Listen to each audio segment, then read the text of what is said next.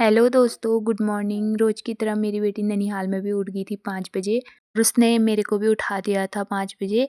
मैंने महक के पापा को बोला कि आप महक के साथ खेलो, मेरे को थोड़ा सोने दो, तो महक नहीं मान रही थी। महक मेरे साथ ही खेलना चाह रही थी। मम्मी सुबह-सुबह चाय के बदले दूध लेके आ गई थी।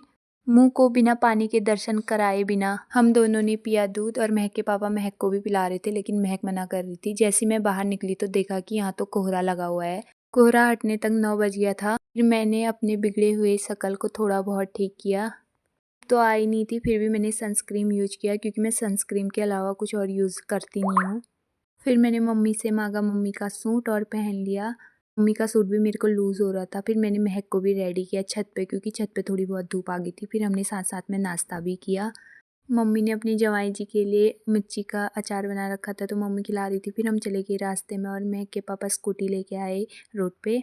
फिर हम चले गए बागेश्वर को, क्योंकि 1 महीने से मेरी तबीयत थोड़ी बहुत ख़राब थी। तो महक के पापा बोल रहे थे बहुत कमज़ोर लग रही है, चल तेरे को हॉस्पिटल दिखा के लेके आता हूँ, आखिर हो क्या प्रॉब्लम रही है। जैसे हम हॉस्पिटल में पहुँचे तो यहाँ इतनी भीड़ थी कि मेरे को तो देख के ही चक्कर आने लग गया था। महक अपने पापा के साथ जा नहीं रही थी, तो महक के पापा गए पर्ची कटाने। फिर हम गए डॉक्टर के पास। डॉक्टर ने इतने टेस्ट कराने को बोले। फिर हम लैब में गए, हमने फटाफट टेस्ट कराया। महक वैसे तो किसी के साथ जाती नहीं है, लेकिन उसको यहाँ पर ये चेयर इतनी पसंद आई थी कि वो आंटी के साथ खेल करने लगी। फिर हमने सारे टेस्ट करा के हम गए डॉक्टर के पास। जैसे मैं चेकअप करा के बाहर आई तो एक अम्मा बोल रही थी मेरे पास घर जाने के लिए टिकट नहीं है, तो महक के पापा ने उनकी हेल्प की। फिर हम आ गए खाना खाने के लिए।